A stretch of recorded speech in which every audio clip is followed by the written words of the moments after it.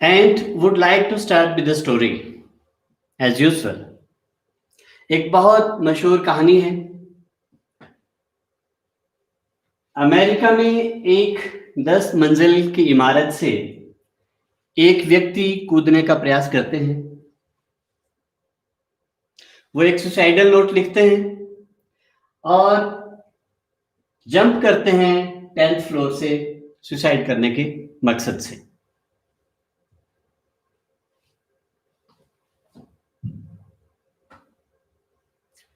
Investigation शुरू होती है और इन्वेस्टिगेशन में जो पोस्टमार्टम की रिपोर्ट होती है उस रिपोर्ट में डिक्लेयर किया जाता है कि व्यक्ति की जो मृत्यु हुई है वो गन शॉट से हुई है, बंदूक से गोली लगी है, इसलिए व्यक्ति की मृत्यु हुई है।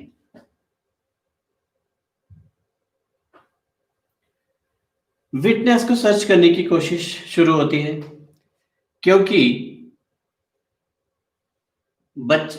यंग मैन ने छलांग दी है, बिल्डिंग के 10वीं मंजिल से सुसाइड नोट लिखा है, तो सुसाइडल ही रिपोर्ट आनी चाहिए थी और रिपोर्ट आती है कि ये बंदूक की गोली से मृत्यु हुई है।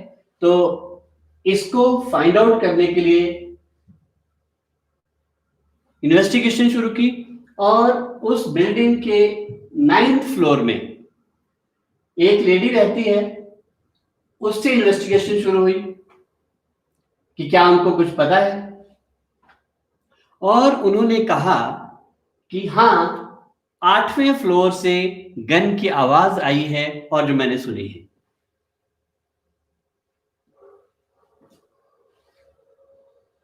अब बात 8वें फ्लोर की ओर।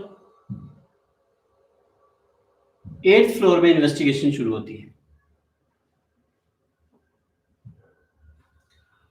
8वें फ्लोर में 2 व्यक्ति रहते हैं, एक कपल है और दोनों डेली झगड़ा करते हैं। एक हैबिट है इनकी डेली फाइट करने की, fight of words, war of words.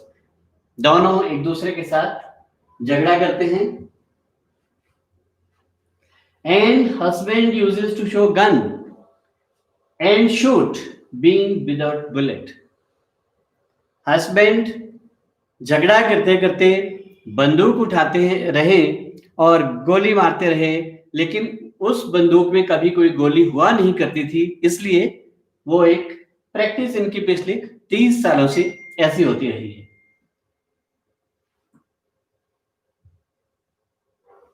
लेकिन उस दिन क्या हुआ?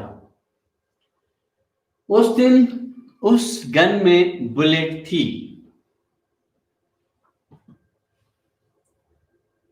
और जो बुलेट चलाई थी, डेली प्रैक्टिस जो उनकी वॉर की थी, उस वक्त हस्बैंड ने वाइफ की ओर ना चला के वो खिड़की की ओर बुलेट चली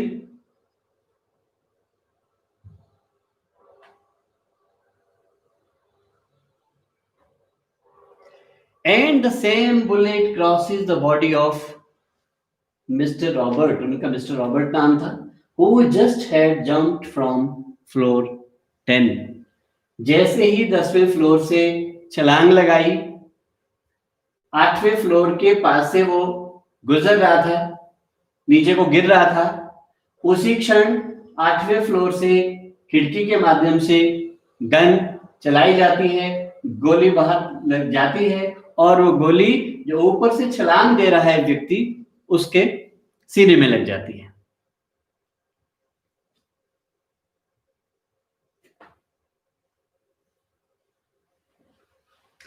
अब पता करते हैं कि बुलेट का सोर्स ये कहां से, क्योंकि पिछले 30 वर्षों से ऐसा एक नाटकीय क्रम हस्बैंड वाइफ के बीच ये था, जो ये वृद्ध दंपति यहाँ पे रहते थे, लेकिन कभी गोली नहीं होती थी। उस दिन गोली बंदूक में थी जिससे रॉबर्ट को लगी और ये गोली कहां से आई ये पता करने के लिए जानने की कोशिश की और पता चला कि ये जो वृद्ध महिला है जो दंपति रहते थे, यहाँ जो वृद्ध महिला है, इनका बेटा इनसे फ्रीक्वेंटली पैसा मांगने के लिए आता था, क्योंकि बेटा नशे की लत में था, मदर से डिमांड करता था पैसे की, लड़के झगड़ के भी, और मदर ने मना की कि पैसे नहीं देगी।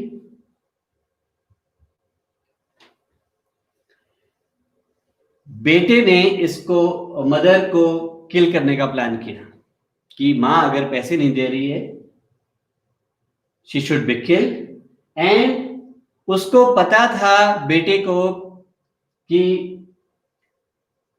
मेरे माता पिता झगड़ते हैं, पिता बंदूक उठाते हैं, गोली खाली चलती है क्योंकि उसमें गोली होती नहीं है, तो अगर इसमें गोली डाल दी जाए तो पिता चलाएगा गोली और माता को लग जाएगी। तो ऐसा एक प्लान बेटे ने रचाया।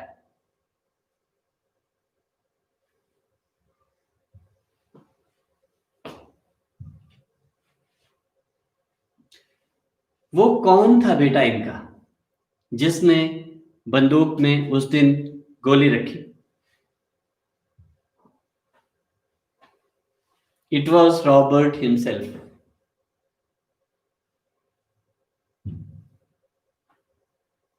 Who tried to commit suicide and became victim of murder. 10वीं मंजिल से जिसने छलांग लगाने की कोशिश की, 8वीं मंजिल में उसी गोली से उसका सीना छलनी हो गया, जो गोली उसने अपनी माता को मारने के लिए अपने पिता की रिवॉल्वर में रखी थी। And the case finally closed as suicide.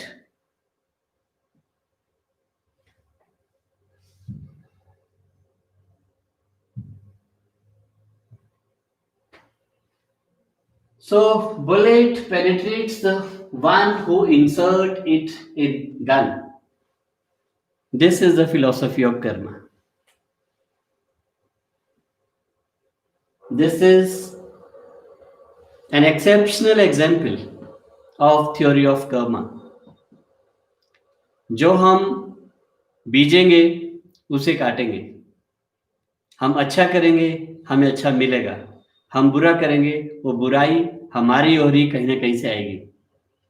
कैसे आएगी, किसके माध्यम से आएगी, ये नेचर तय करता है, लेकिन होता यही है कि जो हम बाहर फेंकते हैं वही हमें वापस मिलता है।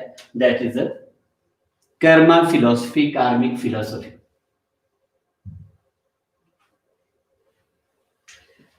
The impact of all our actions comes back to us.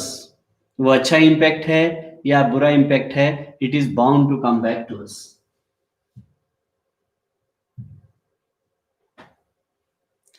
So friends, let's have a recap. पिछले सेशन में हमने जो डिस्कशन किया उस पर थोड़ी चर्चा करते हैं।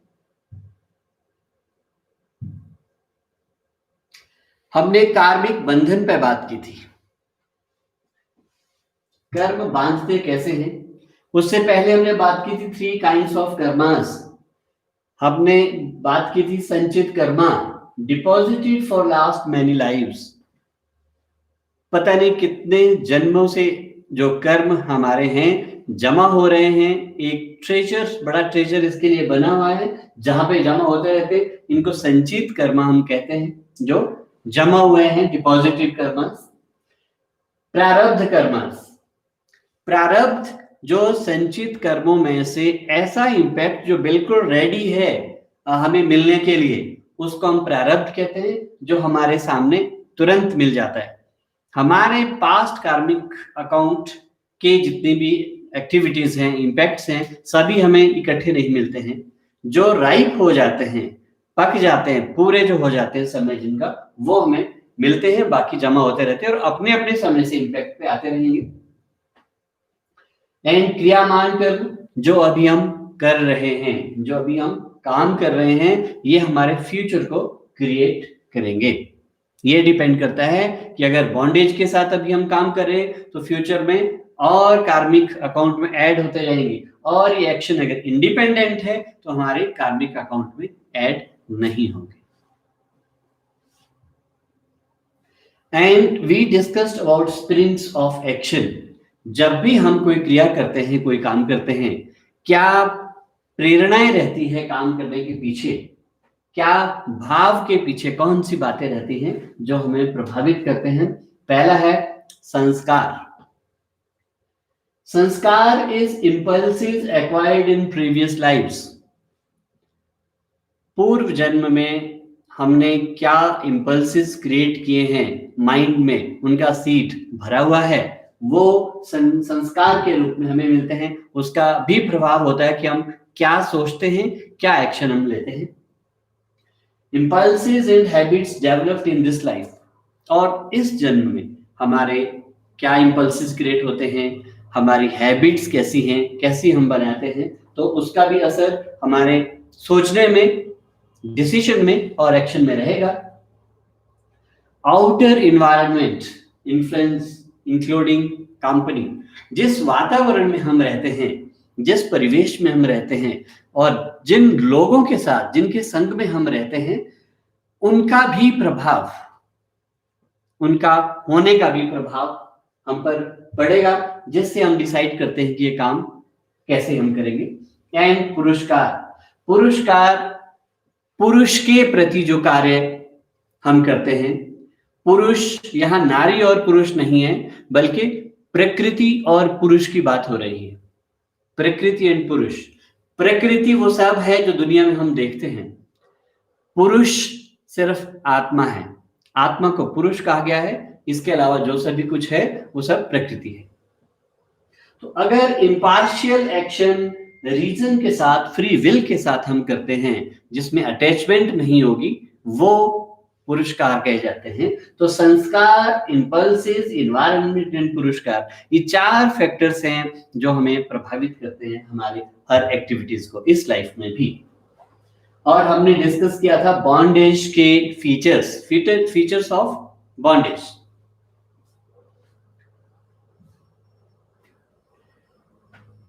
गीता के एक श्लोक से शुरुआत हुई थी। इसमें कहा गया कि जब हम किसी विषय का ध्यान करते हैं, विषय का ध्यान करने से आसक्ति पैदा होती है और आसक्ति से इच्छा जागृत होती है। इच्छा जागृत होने से अगर वो इच्छा पूरी नहीं होती है तो क्रोध पैदा हो जाता है, और क्रोध पैदा होने से सम्मोहन पैदा हो जाता है। सम्मोहन का मतलब जब एक पर्दा हमारे आंखों पर पड़ जाता है, हमारी बुद्धि पर, जब हम अच्छे और बुरे का ज्ञान का पता नहीं कर पाते हैं। और सम्मोहित व्यक्ति की स्मृति भ्रम हो जाती है, सब याददाश्त खत्म हो जाती है, उन्हें नहीं पता चलता क्या करना क्या नहीं करना है। और जब स्मृति भ्रंश हो जाती है तो बुद्धि का विनाश हो जाता है, और बुद्धि का जब विनाश होता है तो व्यक्ति च्युत हो जाता है, गिर जाता है। तो ये गीता ने बहुत एक संक्षिप्त में लिंकेजेस को दर्शाने की कोशिश की है। तो आसक्ति से शुरुआत की है और विनाश तक की बात कही है।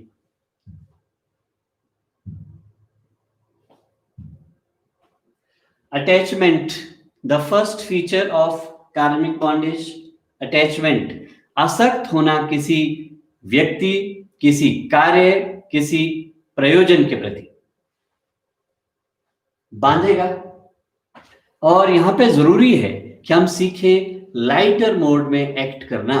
काम किया, माइंड में उसका इंपैक्ट नहीं बिठाया, फिर दूसरे काम में चले गए, दूसरा काम भी किया, उसका भी इंपैक्ट नहीं, तीसरे में चले गए, तीसरा काम किया, उसका भी इंपैक्ट माइंड में नहीं। अगर ये हमारा काम करने का तरीका है तो ये अटैचमेंट हमारी ओर नहीं आएगी, बंधन का कारण नहीं बनेगी। Second is expectations. हम लाइफ में बहुत कुछ लोगों से एक्सपेक्ट करते हैं। हम घर में हैं तो घर वालों से हम उम्मीद करते हैं कि जो हम चाहते हैं वो सब वही करे जो हम चाहते हैं, हमारे इशारे पर करे, हमारी सोच और समझ के हिसाब से करे। हम कहीं दूसरों से मिलते हैं, वहां पे भी हम उम्मीद करते हैं कि हमारे आदर करें, हमारी बात सुने, हमें वो सम्मान मिले जो हम समझते हैं कि मिलना चाहिए, तो हमारी एक्सपेक्टेशंस सभी तरह हर परिवेश में जहां पे भी हम जाते हैं कुछ न कुछ होती है और जो बंधन का कारण बनती है। एंड इसके लिए जरूरी है हम जीरो एक्सपेक्टेशन पॉलिसी को लाइफ में अडॉप्ट करें। That's very important. अगर हम ऐसा कर पाए तो बंधन से बचेंगे। एंड ओनली वन एक्सपेक्टेशन, अगर एक्सपेक्ट लाइफ में कुछ करना भी है तो सिर्फ एक बात एक्सपेक्ट करनी है, वो ये है कि हमें एक्सपेक्टेशन लेस बनाया जाए। ईश्वर से प्रार्थना करें, नेचर से प्रार्थना करें कि हमें डिजायरलेसनेस क्रिएट करें, वही हमारी डिजायर है।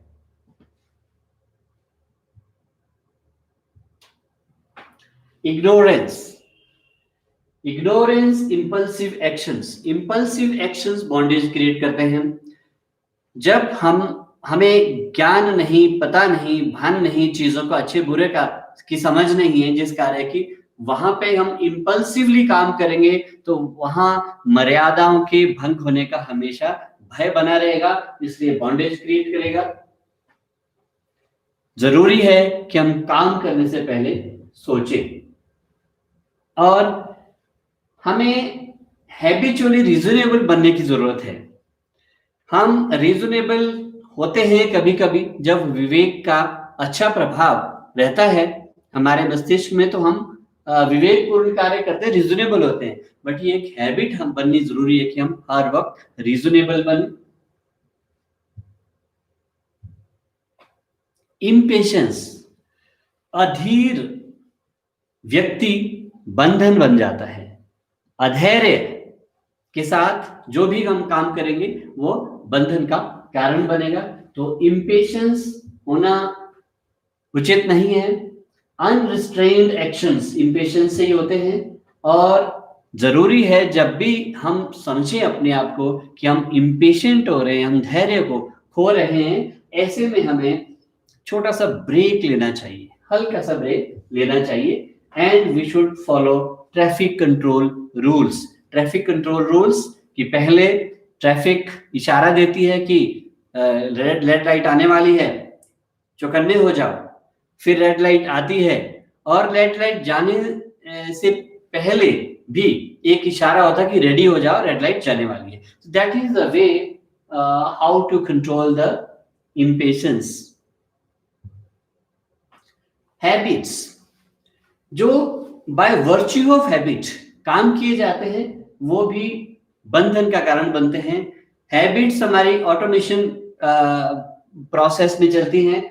हम चाहें या ना चाहें हैबिचुअली काम कुछ कुछ हो जाते हैं, बिना मन के ध्यान के लगाने से भी कार्य हो जाते हैं, तो ये भी बंधन का कारण बनते हैं। यहाँ पे जरूरी है कि एक हैबिट को बदलने के लिए हम दूसरी नई हैबिट क्रिएट करें। इससे पुरानी हैबिट्स पर नजर रखनी शुरू कर सकते हैं and we can copy some good habit from others also, जिन्हें हम आइडियल समझते हैं। And next is carelessness, laziness. Carelessness की स्थिति में, लेजीनेस की स्थिति में किया हुआ कार्य भी बंधन पैदा करेगा। जरूरी है कि कुछ न कुछ किया जाए। एक एग्जाम्पल हमने शेयर किया था कि विवेकानंद जी ने एक बार एक व्यक्ति से कहा था, जो व्यक्ति कुछ नहीं करता था, सिर्फ खाना पीना सोना, इसके अलावा कुछ नहीं, तो विवेकानंद ने कहा कि कुछ करो। जब व्यक्ति ने कहा कि क्या करो, उन्होंने कहा कि चोरी ही करो, चाहे कुछ करो तो सही। मतलब अगर एक व्यक्ति तामसिक वृत्ति में है, उसके स्टार्ट तो किया जाए, धीरे धीरे उसको फिर राजसिक प्रवृत्ति में बदल के, फिर सात्विक प्रवृत्ति में बदल के, और ग्रेजुअली तीनों गुणों से अपार करना हमारा सभी का लक्ष्य है। तो कुछ ना कुछ करना जरूरी है, केयरलेसनेस नहीं होनी चाहिए। एंड वासना, इंटेंस पैशन, वासना में जो भी हम काम करते हैं वो भी बंधन का कारण बनता है। तो it's very important to lead moral life. Moral life जितनी हम ज्यादा जिएंगे, बढ़ेंगे, अपनाएंगे लाइफ में, उतनी कम वासनाएं हमें प्रभावित करेंगी। Then is selfishness. सेल्फिशनेस जब हम सिर्फ अपने ही बारे में सोचते हैं, हर कार्य में हम अपना लाभ और हित खोजने की कोशिश करते हैं, उस दृष्टि से जो भी हम कार्य करते हैं, चाहे दूसरे के लिए कार्य किया और अपना भी उसमें कुछ ना कुछ देख लिया, चाहे अपना ईगो ही क्यों नहीं सेटिस्फाई करने की हम बात कर रहे हैं, वो भी सेल्फिशनेस है। तो सेल्फिशनेस में किया गया जो भी कार्य है वो बंधन का कारण बनेगा। इसलिए जरूरी है कि हम लाइफ में अल्ट्रुइस्टिक बने, परोपकार की भावना हमें बनी रहनी चाहिए। नेगेटिविटी, कुछ व्यक्ति जन्मजात नेगेटिव कहे जाते हैं।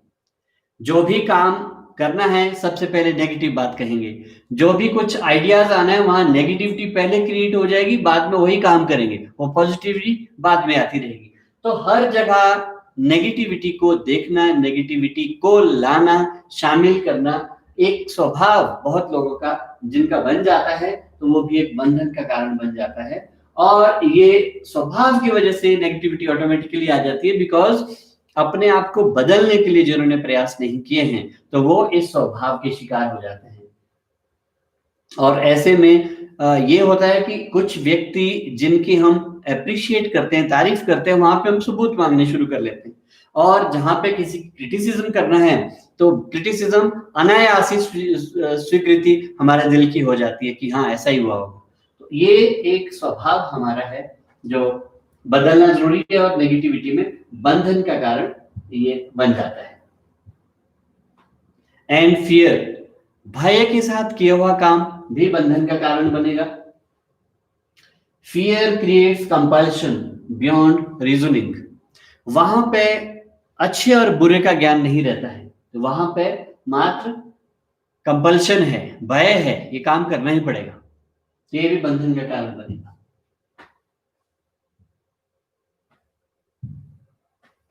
डिजायर ऑफ फ्रूट्स, जब हम कोई कार्य करते हैं, फल की इच्छा पहले कर लेते हैं, तो वो भी एक बंधन का कारण बनेगा। वो हमारे माइंड में अटैचमेंट क्रिएट करेगा, धीरे धीरे वो अनइजीनेस में क्रिएशन हो जाएगी उसकी, और अशांत बना देगी व्यक्ति को। अगर हमारे अनुकूल किसी कार्य का परिणाम नहीं हुआ तो उससे हम अशांत हो जाएंगे और अशांति से बंधन पैदा करेंगे।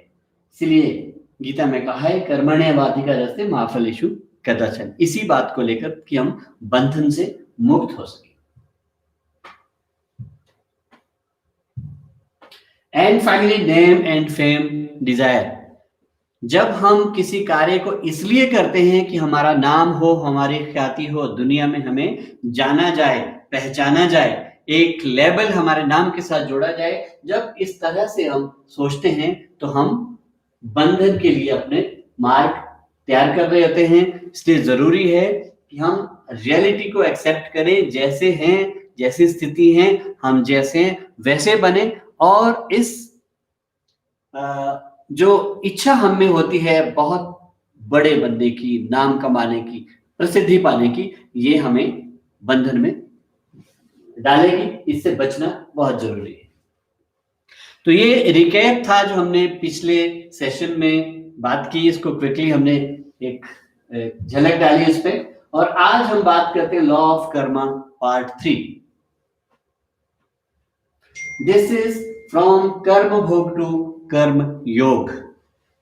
कर्मों का हम भुगतान कैसे करें और इसको यौगिक दृष्टि के साथ कैसे इससे ऊपर उठने के प्रयास करें, तो ये कर्म योग से कर्म भोग के बीच की यात्रा है, इस पे आज हम चर्चा करते हैं।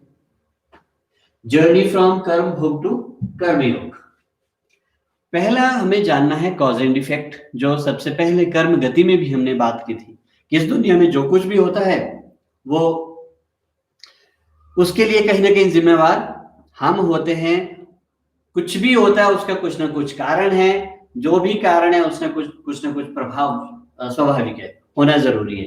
तो ऐसे में हमें ध्यान रखना है कि कॉज एंड इफेक्ट के जो प्रिंसिपल हैं, उन प्रिंसिपल की समझ होनी चाहिए हमें जब भी हम किसी कर्म का उपभोग कर रहे होंगे। कर्म का उपभोग अधिकतर बीमारी के रूप में आता है, परेशानियों के रूप में आता है। जो इल इफेक्ट्स हैं कर्म के, उनकी हम बात कर रहे हैं यहाँ पे। तो जब भी ऐसे कोई इल इफेक्ट्स आते हैं, इलनेस आती है, तो हमें ये देखना है कि ये कॉज एंड इफेक्ट जो कार्मिक फिलॉसफी का एक पार्ट है, एक लॉ है, ये इस लॉ से गवर्न में हो रहा हूं। कुछ ना कुछ ऐसे कारण रहे होंगे जो मैंने स्वयं पैदा किए हैं, जिसका मुझे इसका उपभोग करना पड़ रहा है। तो इससे हम दूसरे को या वातावरण को दोषी मानने से बच जाएंगे। Second is creating a drama. जिस प्रकार से हम अपने घर में आए हुए मेहमान का सत्कार करते हैं, और उसी प्रकार से जो भी सिचुएशन हमारे सामने आती है, वो इलनेस है या चाहे कुछ और है, उसका भी हम अगर इसी प्रकार से स्वागत करना सीखें, वेलकम करें सिचुएशन को, it will reduce the impact. Situation का वेलकम करने से जो इसका प्रभाव है, बुरे प्रभाव है, उसके कम होने शुरू हो जाएंगे। एंड सॉइल कॉन्शियसनेस, एक तीसरी जो विधि है वो है हम आत्माभिमान स्थिति में रहने की कोशिश करें। हम अपने आप को महसूस करें कि हम शरीर नहीं है। शरीर तो मात्र हमारा एक रहने का घर है, ये शेल्टर है छोटा सा, लेकिन हम आत्मा हैं। जो दर्द हो रही है ये शरीर को हो रही है, हम आत्मा हैं। हमें ना दर्द होती है, ना हम दर्द हमें छू भी सकती है, हम इससे ऊपर हैं, ईश्वरीय सत्ता से जुड़े हुए हैं। तो ये जब अपने आप को फील करने की कोशिश करेंगे, सोल कॉन्शियसनेस को क्रिएट करेंगे, तो वहां पे भी जो स्थिति है, जो स्थिति हमारे अनुकूल नहीं है, प्रतिकूल परिस्थिति में आपको सामना करने का, लड़ने का एक हौसला मिलेगा अगर हम आत्माभिमान स्थिति में अपने आप को देखते हैं। Remembering God, remembrance also, that also reduces the impact, ill impact. इससे प्रभाव कम हो जाता है जब हम याद भी करते हैं, ईश्वर की याद करते हैं। योग साधना, फिजिकल, ये कुछ बेसिक एक्टिविटीज है जो सभी को करनी चाहिए। बॉडी की बेसिक एक्सरसाइज एंड सांस की बेसिक एक्सरसाइज, शरीर के लिए और प्राणों के लिए, दोनों के लिए जो फूड है वो रेगुलर मिलना बहुत जरूरी है। फिजिकल भी हो और हमारा जो प्राणायाम एक्सेट्रा जो जुड़ी हुई प्रक्रिया है हमारे सांसों से, इसको भी, बिकॉज सांसों के माध्यम से हम भीतर के जो इम्पैक्ट्स हैं, इल इम्पैक्ट्स हैं, भीतर का जो वेस्ट है उसको हम कम करने की कोशिश करते हैं। एंड फिजिकल एक्सरसाइज से हम अपने बॉडी के पार्ट्स को ठीक रखने की कोशिश कर सकते हैं। तो ये एक एक्सरसाइज रहनी चाहिए। एंड योग निद्रा, योग निद्रा इज जब हम अपने आप को लेट के कॉन्शियसनेस को अपनी बॉडी से अलग करने की ग्रेजुअली कोशिश करें। ये प्रैक्टिसेस है, इनको ठीक से समझना, अलग से जानने की जरूरत है। अभी तो सिंपली हम एक इस पे, इसकी रूपरेखा पे बात कर रहे हैं कि योग निद्रा में हम अपनी बॉडी से कॉन्शियसनेस को अलग करने की कोशिश करते हैं और इमेजिन करते हैं, और कॉन्शियसनेस दूर रख के, उस आत्मा को हम दूर रख के अपने आप को अलग रखते हैं, और उस तरह से हम एक अच्छे संकल्प के साथ सोने का प्रयास करते हैं। तो इससे भी हमारा जो इल इम्पैक्ट है कर्मों का, वो रिड्यूस होने में मदद मिलती है। That is visualisation. विजुअलाइजेशन का बहुत बड़ा असर है। हम विजुअलाइज करें एक अच्छे समय को, एक अच्छे परिस्थिति को, एक अच्छे वातावरण को, जो सिचुएशन के बिल्कुल रिवर्स हो, उसको हम जब विजुअलाइज करने की कोशिश करेंगे तो हमें एक अच्छी फीलिंग अंदर से आनी शुरू हो जाएगी, और उस अच्छी फीलिंग से जो बैड फीलिंग चल रही होती थी वो कर्मों के उपभोग के द्वारा, उसको काम करने में मदद मिलेगी। Then is affirmation, positive affirmation.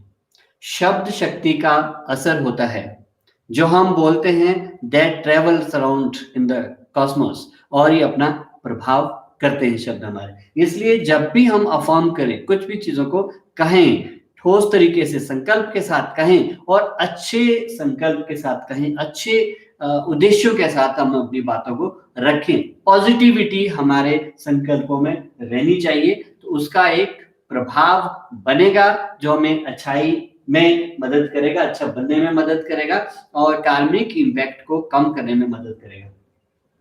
Then is surrender. हम अपने आप को न्यौछावर करें, हम अपने आप को सरेंडर कर दें ईश्वर के प्रति। हम जहां से आए थे वहीं के लिए हम अपने आप को समर्पित कर दें। जब हम सरेंडर करते हैं तो योग क्षेमम वहाम्यम गीता में कहा है कि ईश्वर स्वयं हमारी मदद के लिए आगे आते हैं। किसकी मदद करते हैं ईश्वर? जो समर्पित हो जाते हैं, जिन्हें अपने तौर तरीके से चलने की आदत है, वहां पे ईश्वर मदद कम करेंगे। सरेंडर जो कर दिया, जो पूर्ण रूप से ईश्वराभिमुख हो गया, वहां पे मदद मिलती है। एंड निमित्त भाव। निमित्त भाव इज हम अपने आप को मात्र एक कैटालिटिक एक्शन के लिए समझें। हम ये ना सोचे कि हमने किया है, हमारी वजह से कुछ हुआ है, वहां पे ईगो आके प्रॉब्लम करेगा। हमें यहाँ पे निमित्त भाव कि ये तो बस होना ही था, हम तो जस्ट मात्र हैं इसके लिए, तो निमित्त भाव आएगा, वो भी हेल्प करेगा। And then gratitude, thankfulness. इस दुनिया में जो कुछ भी है, इस संसार में जो कुछ भी है, हम हैं, हमारे सोशल रिलेशंस हैं, हमारा करियर है, इन्वायरमेंट है, जो भी दृष्टिगोचर है, उस सब के प्रति हम धन्यवाद करें, बार बार धन्यवाद करें। और जो एक ग्रेटफुलनेस है, कृतज्ञता का जो भाव जब हम रखते हैं, इससे मदद मिलती है। इससे जो इल इम्पैक्ट्स है हमारे कार्मिक जो एक्शंस हैं, वो कम होने शुरू हो जाएंगे। जब उसका प्रभाव कम होना शुरू हो जाएगा, तो हम कर्म भोग से कर्म योग की दिशा में जाने वाले होंगे। अपने आप को ये पाएंगे कि हम कर्मों के जो प्रभाव हमें हतोत्साहित करने वाले हैं, जो कर्मों के प्रभाव हमें परेशान करने वाले इस जीवन में, उन परेशानियों से ऊपर कैसे उठें और इंडिपेंडेंट एक्शंस की ओर हम कैसे जा सकते हैं, वो एक यौगिक दृष्टि से देखना पड़ेगा इन चीजों को। और क्योंकि ये तय है, जो भी हमने बोया है वो हमें वापस मिलेगा ही, और हमें अच्छा भी मिलेगा, बुरा भी मिलेगा। अच्छा अगर मिलता है तो वहां पे तो सभी लोग प्रसन्न रहते हैं, लेकिन अगर बुरा कुछ मिला, उस वक्त हमें जरूर रहता है, एक सहयोग की जरूरत रहती है कि हम उस बुरे प्रभाव को कम कैसे करें, उस बुराई को हम कैसे कम करें। तो ये ब्रीफली हमने बात की कॉज एंड इफेक्ट। क्विकली आगे बढ़ते हैं इसमें। Feel that I am cause of the suffering, no one else. जब हमें पता है कि हम ही कारण है इसका, तो दर्द हमारी कम हो जाएगी। Second is perform drama. Welcome the situation the way we welcome our distinguished guests. Situation का सामना करें वेलकम के साथ, this will be helpful. Soul consciousness. Feel that your originality is soul and the body is just a temporary shelter. तो जो कुछ भी हो रहा है वो बॉडी के साथ हो रहा है, मैं तो सोल हूं, इसलिए ये फीलिंग मदद करेगी। रिमेंबरिंग गॉड, ईश्वर को याद रखना। Remembrance reduces the intensity of ill effects of Karma.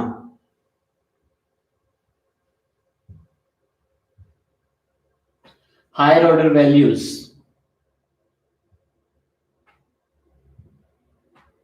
Read the course text on duty ethics and higher order human values. जीवन में जो उच्च मानवीय मूल्य हैं, उनका बार बार हम अध्ययन करेंगे और जीवन में लाने की कोशिश करेंगे, तो किसी भी बुरे से बुरे इम्पैक्ट का जो प्रभाव है, मेंटली हमें इतना ज्यादा तंग नहीं करेगा जितना बिना इसके। योग साधना, little physical exercises, little pranayam, little meditation changes the chain reaction of mental agony। जो पीड़ा हमारी मानवीय मानसिक पीड़ा जो हमारी होती है, वो जो चेन रिएक्शन है उसका, उसको ये तीन चीजें कम करने में मदद करती है, इसलिए इनका सहारा लेना चाहिए। योग निद्रा,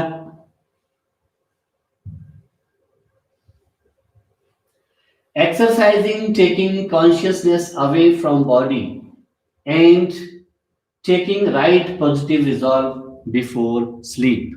ये एक शवासन की मुद्रा में क्रिया की जाती है, तो इससे भी मदद मिलती है कि जब हम राइट रिजॉल्व के साथ सोते हैं तो हमारे सबकॉन्शियस माइंड में वो रिजॉल्व अपनी जगह बनाते हैं और सबकॉन्शियस माइंड वातावरण बनाना शुरू कर लेगा।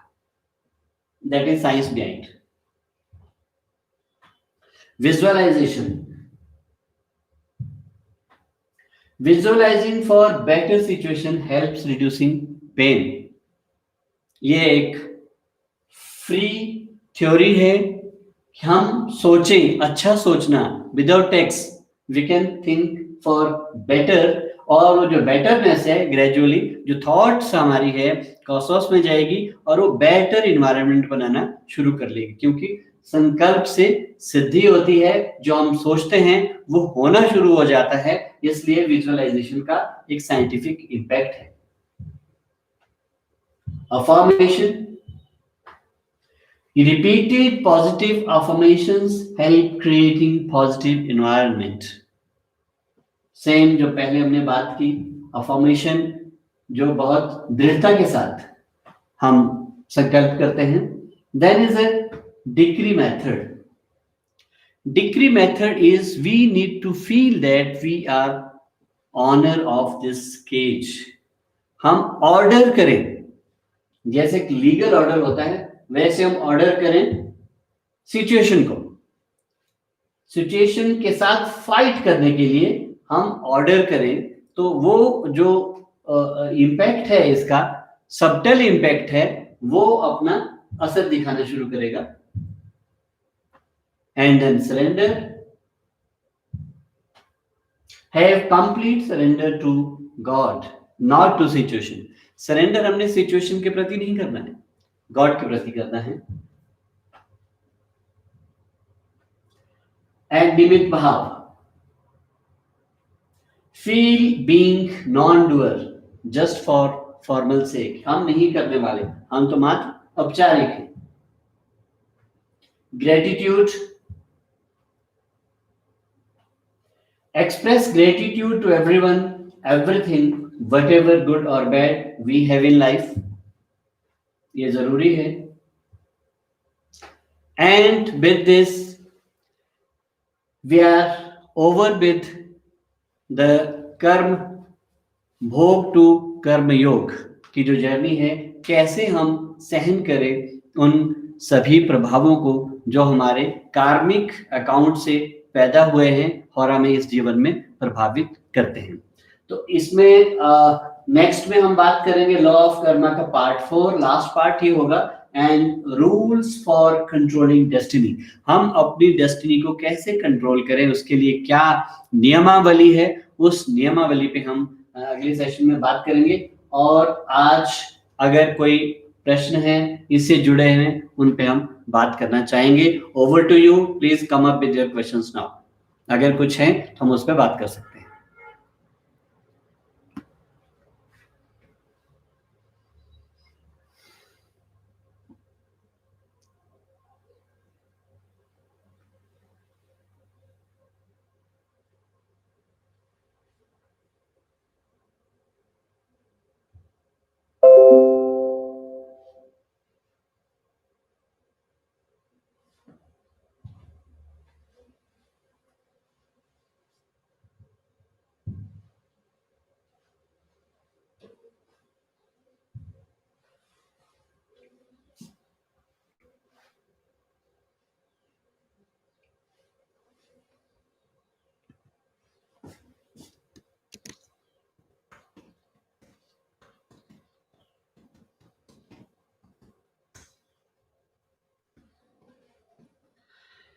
Yeah, question is bondage to relationship, fear and desire are normal to human. How can one stop for the fear of karma, both positive और negative?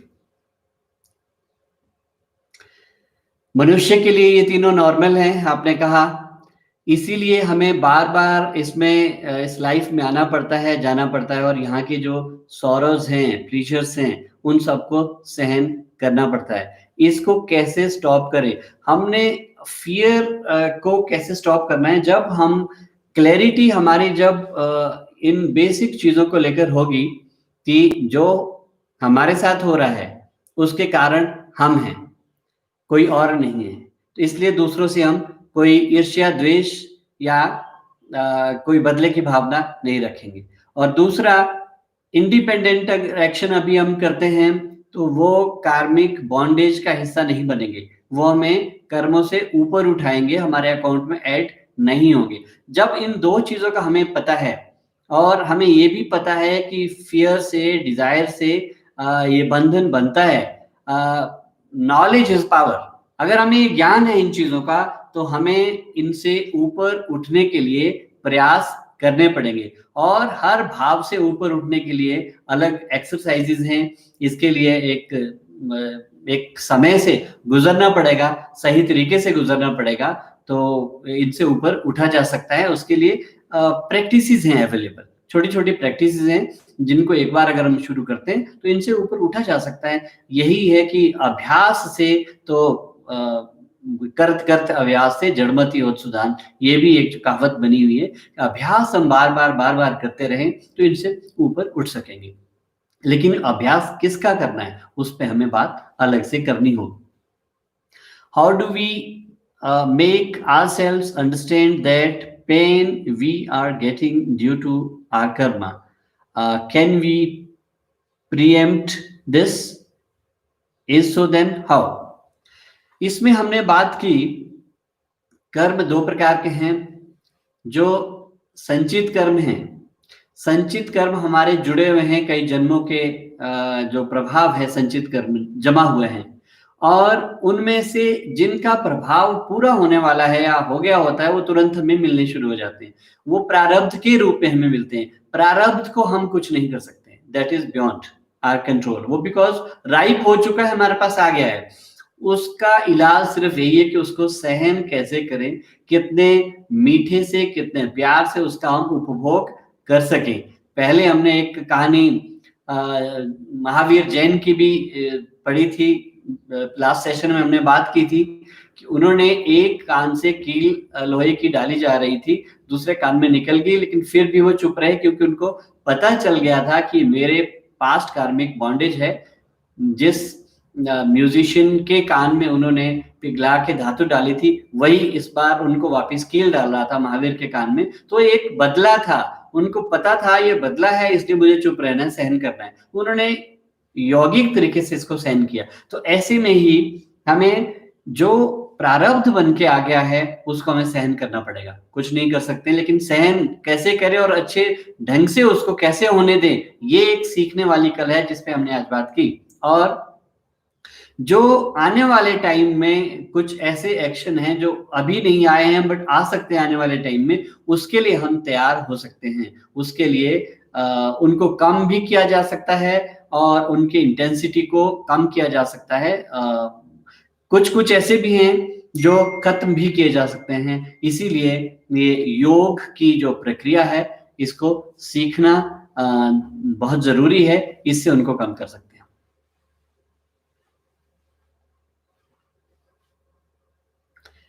Any further question, please, if any?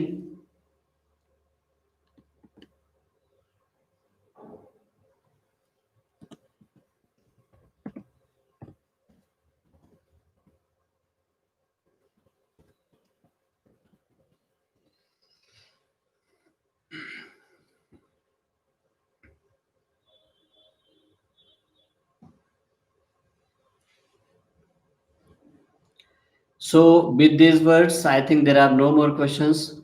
Thank you everybody for participation. So we look forward to see you in next session. हम कार्मिक philosophy के last chapter में बात करेंगे, that will be how to overcome. हम अपनी destiny को कैसे कंट्रोल करें, इस पे हम बात करेंगे नेक्स्ट सेशन के लिए। आप सभी का इस सेशन में ज्वाइन करने के लिए बहुत बहुत शुक्रिया। Thank you very much once again.